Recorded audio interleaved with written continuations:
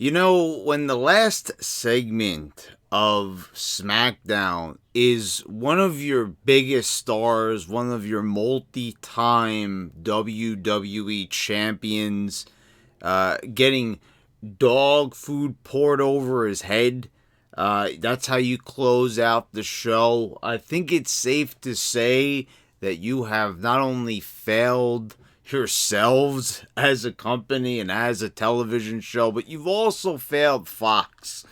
You have taken their money, their billions of dollars, and spit in their face and basically told them, we don't appreciate the money. We don't appreciate the deal. We don't appreciate the opportunity to be in prime time on Fox. We don't appreciate the opportunity to reach out to a new audience, to perhaps recapture old fans and capture new fans' attention as well. No, we're not interested in doing any of that. You know what we're gonna do? We're just going to have probably the worst possible shows known to. This is without a doubt, to me, I've noticed that their shows have gone backwards. They've gotten worse. It's almost like they're mocking Fox, like saying like, you want to see how bad this show could get, and you're not going to do anything about it because this makes Fox look weak. I don't care about the rumors. They're not happy with the storylines.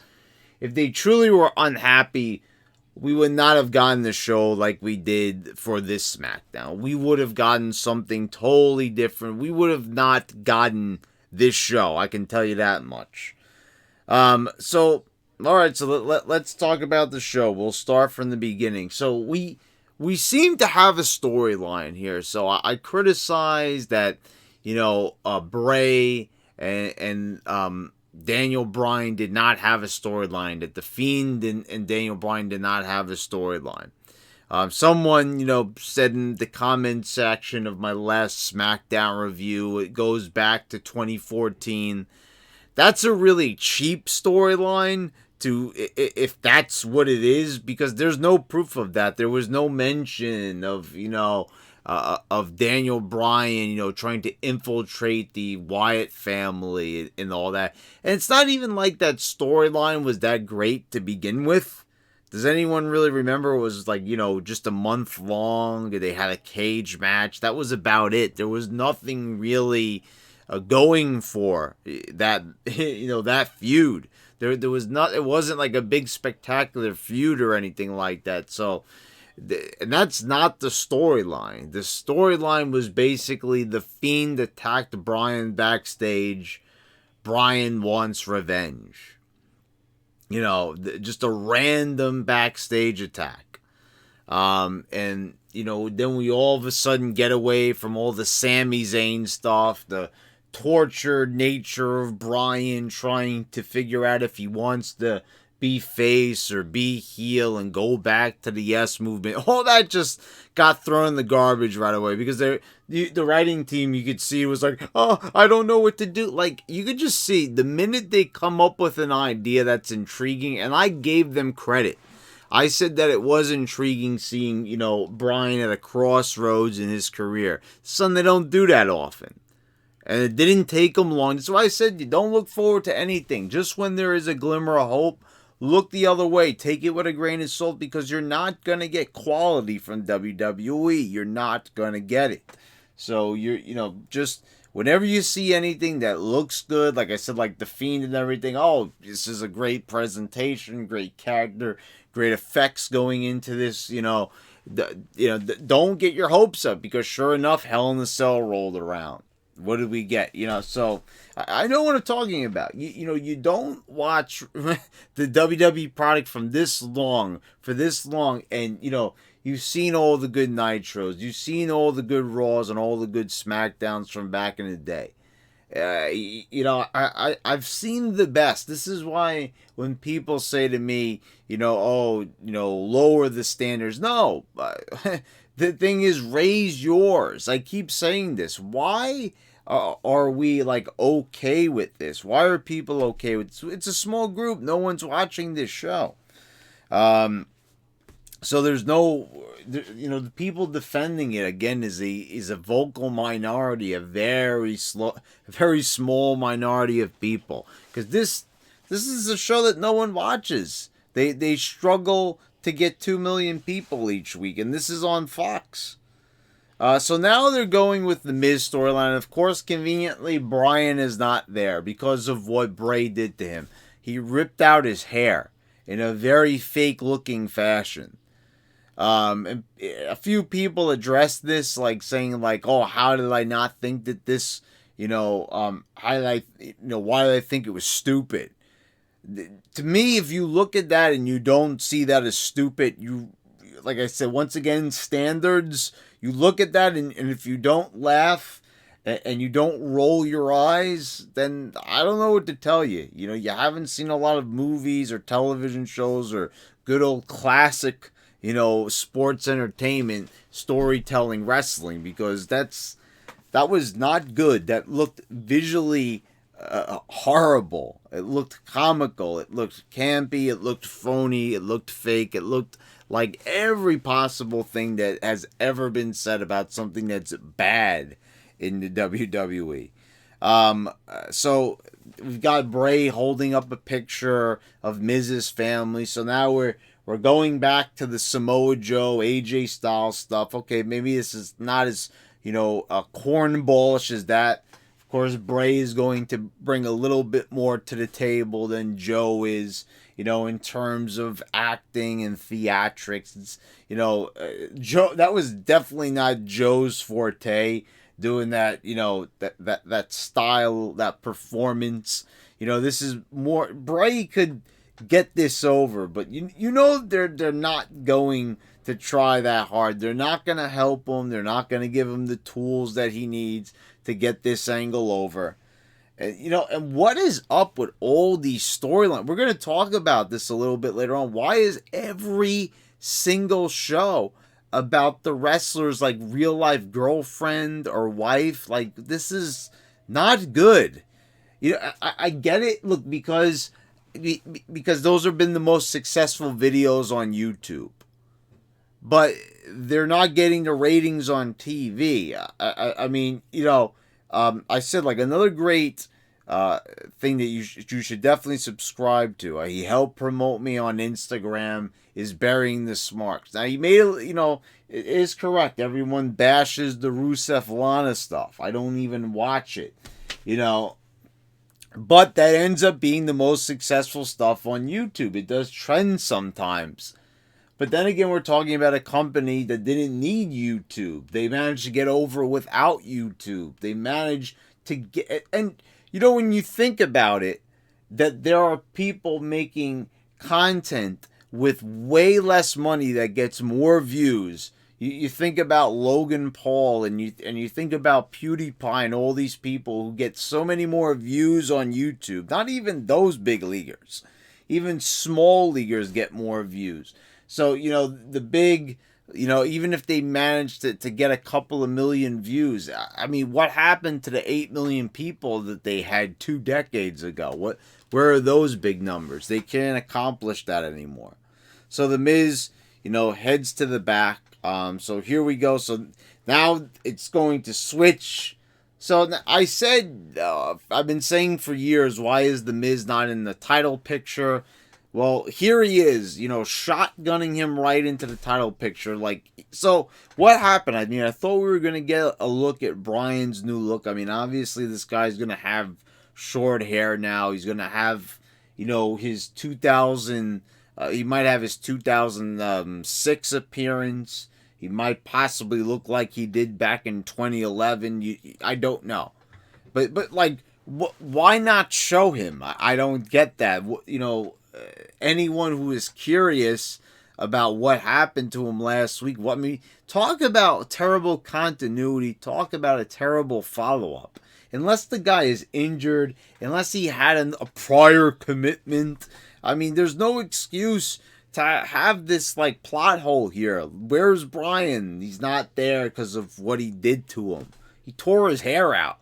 That's all that he did. That's not like some horrible injury. We're talking about a guy that came back from how many concussions? I mean, come on. This is a guy coming back from being practically brain damaged. I mean, anyway, we've got the first match. It's Alexa Bliss defeating Mandy Rose. Sonya Deville is at ringside. Once again, I find this really hilarious that they made this out to be like Sonya Deville was gonna be this big star and everything, and that she was gonna be the wild card. You know what I'm talking about? The Fox Sports Analyzer guy that he said that, and sure enough, she's just playing valet at ringside. She's got nothing to do, and Alexa Bliss was like a big star a few years ago, and now she's still stuck in this team with Nikki Cross, and Nikki Cross is just a plain Jane. She's got nothing going. They took away her character. We talked about this all last week. Once again, it's a total repeat. Basically the same stuff. Bliss just returned last week, and it's already in a very boring, anticlimactic fashion. Just a match, no nothing here. What's the highlight? She rips out Bliss's fake eyelashes. I'm not even sure if that would really hurt her in real life, considering that they're not hers, they're fake. Anyway, we've got this weird... Okay, now we're going to talk about what I started talking about before, about involving, this is kind of related to the spouse thing I was talking about before, like the Lashley, Rusev, Lana thing. Similar vein, but different. Okay, so they backstage, on WWE Backstage, they talked about how Dana and Batista are going out on a date. This is like, the way how they made it sound on social media and on the show was so cringy. Oh, they're going out on a date. I mean, Batista is in his late 40s. The guy does not need, maybe Dana's like, about it, but, Batista... this guy, I think, was already married, right? I don't know if he has any kids or anything like that, but, he doesn't need the high school, giggly, bubbly, nerdy, type of behavior from everybody, all the onlookers. You guys should go out on a date, and just, and celebrating it in the cringiest fashion possible. I can't stand it. I mean, this is not cool. This is not hip. This is not pop culture. This is lame stuff here. Anyway, I'm not even sure what Batista thinks of any of this. All I know is that I don't blame Batista. I mean, you've got Dana Brooke. She's a fitness model. She looks great. Long before this, everyone knows that she was one of my favorites looks-wise. So, I've got no problem with this whole, Batista, Dana Brooke thing. Batista deserves it, I guess, for whatever reason, I don't know. But, I have no problem with this. The problem I do have is why this has to transform into something weird. So, of course, I don't know what happened. I'm going to take a guess and say that Eli Drake, not Eli. Eli Drake is great, but why am I even saying this? No, Drake Maverick. The Drake part's throwing me off. Drake Maverick, not Eli Drake. Drake Maverick. He is backstage, trying to hit on Dana again and everything, and Elias comes in, and I'm even surprised about the comment that he made about the blow-up doll. I didn't even expect that, but this whole thing just I don't get it. Drake gets in the ring. He demands that Elias come out. He starts swinging punches. Elias holds him on the forehead as he's wildly swinging, and then he puts him over his knee. And he starts spanking him, which is something that I don't even want to get into about this just being uncomfortable. And then he pushes him out of the ring with his foot on his on his butt, and just this was just really like uncomforting as Dana watches, and then Dana gets in the ring, puts her foot on him, starts scraping her heel on him, and and then Elias does a fake 3 count. Like, what was the point of this? What is the point of, like, guys? I've already said it. Elias is beyond talented. This guy is next level, in my opinion. Main event, world champion level, top tier superstar. I mean, the guy gets compared all the time to Macho Man Randy Savage. It's the level of charisma. It shines through. Everyone can see it. At one point, he was probably the most over person on the roster, just like Braun Strowman. But of course, that's not to be, because you're not allowed to get over on WWE. If they don't want you over, you're not getting fully over to your full potential. You could get over if you want with the crowd, but they're not going to let you get too far. And that's the case with, Zack Ryder, with Kurt Hawkins, Elias, Braun Strowman. It's like, guys, take a step back for a minute, because we control the narrative here. And you're the guy. You're not getting over. Try as hard as you might, but you're not getting over. So that's the case with Elias here. But like, why are we wasting him on this? He just came back from the injury, and this is what they've got. Like, what is the point of embarrassing Drake Maverick? Okay, so we get it. The guy is small. The guy is weak. It's funny that you push. That someone like Finn Balor it weighs a little bit more than him, and that was a world champion to you guys a few years ago. Fast forward to 2019, 1 month away from 2020, and now all of a sudden Eli Drake is like pathetic, and they just like annihilate this guy for no reason. Can I ask a question? Like, what is this doing? Why is this like 10-15 minutes of TV time on Fox and prime time? Who is sitting here like getting a kick out of this, being entertained, laughing, cannot turn the TV off because this is just such quality, such horrible, disdainable garbage? And once again, just like the Rusev Bobby Lashley storyline, there's this weird just the same thing that you had with Maria and Mike Bennett. You've got this weird cuck element to it. As you've got Elias for no apparent reason just beating down Drake Maverick to please Dana Brooke. It's weird. I don't like it. They've done this one too many times. It needs to stop already. I mean, like, what is their obsession with, like, embarrassing other wrestlers in front of women? And they've got something really weird going on, and I don't want any part of this television. I mean, this is like why? Why is this existing? Who wrote this? And this, as sad as that is, it's not even the worst part of the show. I mean, I would at least just expect at this point, if I didn't know what the last segment was, I would just assume that this was the worst part of the show. But it's not. It's not the worst part of the show, because there's more to come.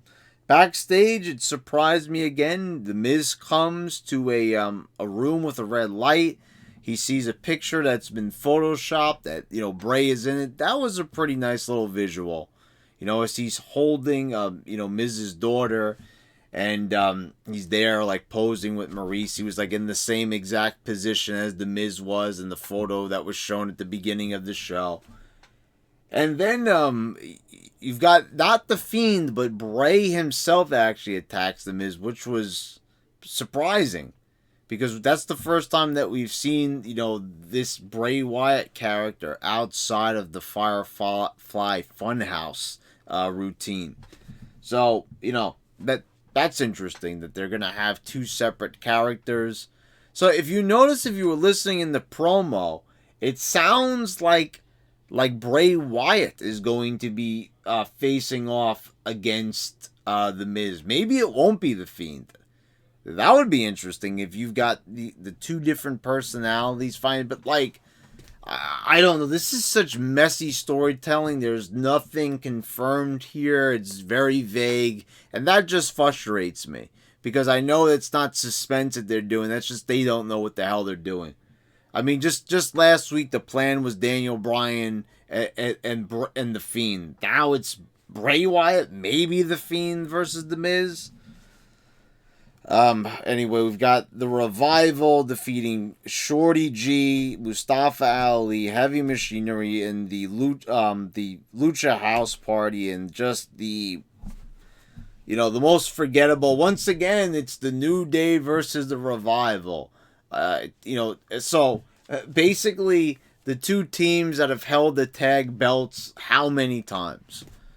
I mean, I'm just. This just shows that they have like no tag teams at all. It's just they have tag teams, but it's the same thing. And obviously, the most over team here is Heavy Machinery. Otis, he's great, but of course, go with the most boring choice possible. Go with the Revival because this is the hard edge, gritty. This is wrestling, yeah, right. This is who the Smarks like, even though they're the most boring team imaginable, the most vanilla team imaginable, just because they're good wrestlers. And the funny thing, like I said, they're old. They're supposed to be old school wrestlers. They're supposed to like embody like Tully Blanchard and Arn Anderson, and instead, what are we getting? We're getting suicide dives. These guys, moving around at 1,000,000 miles an hour.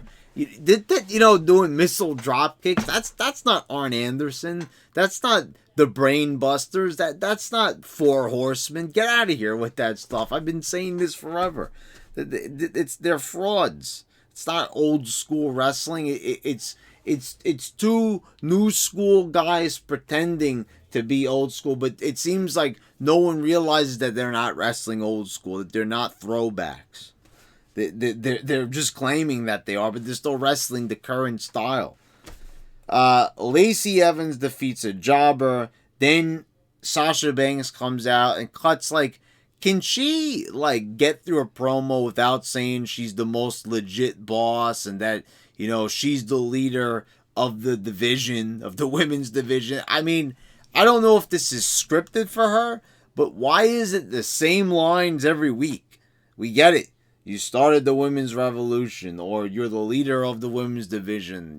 Those two, phrases are interchangeable,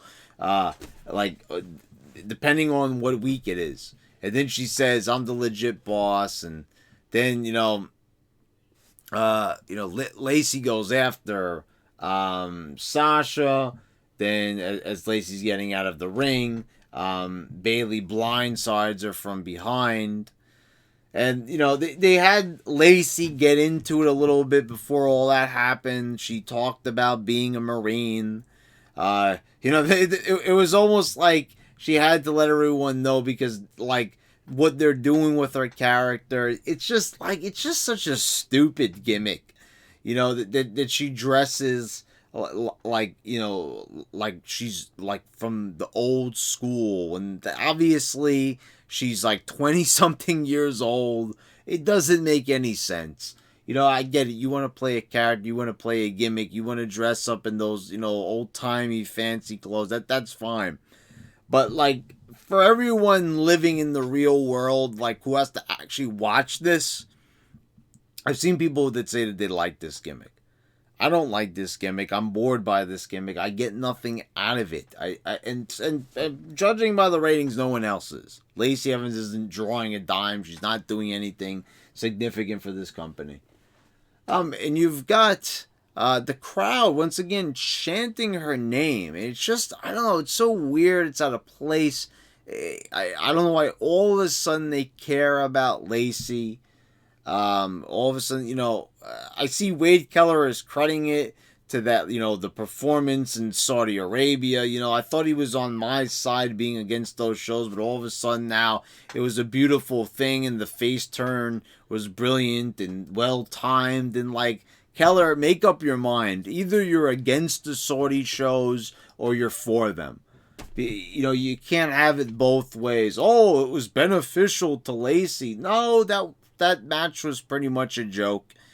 It pretty much showed that, you know, they wanted to appeal, you know, to us here in the States, but like, oh, you know, look, we actually managed to get women to wrestle over there. Never mind the fact that they were pretty much, you know, from head to toe in clothing, and it was pretty disgraceful to see that happening. I mean, it really was. It was comical. Like I said, if you haven't watched The Crown Jewel from last month or like 2 months ago, I say go watch it.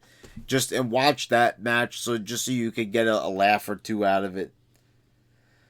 Because I know I did. You know, and the Lacey tonight, like, it's so, like, weird. Like, why is she so popular all of a sudden? I don't get it. You know, I get it. Like, Chan, yeah, of course, Chan, when she says that she's a Marine, you know, some respect. Like I said, I like that quality about her. It should be her character. And I see some goof on YouTube, like someone was smart and said, oh, they should make this her character. She should play into the whole Marine thing. And someone's like, character? She already is a Marine. Like, okay, genius, we get that. We know that she is a Marine. But she should play it up on TV. It would be way better than this sassy Southern Belle or whatever she's calling herself. I mean, what would you prefer? I mean, come on. We've got the last match of the night, the main event. It's Roman Reigns defeating Dolph Ziggler. Like, we thought Dolph Ziggler had a chance. That's not what it's about. For some reason, Bobby Roode is gone. He's not there this week. Robert Roode, excuse me. Corbin comes in, starts handcuffing him to the ring post. Then they get out a few cans. What's in the can? Dog food. They start, you know, they attack Reigns a little bit first, give him some punches. Then they start pouring dog food over his head. And I'm just saying, like, you know, we have the Chihuahua barking, you know, on the big screen. And then we have the guy dressing up in the suit. Last week there wasn't really anything that cringy. But this week we get dog food. I mean,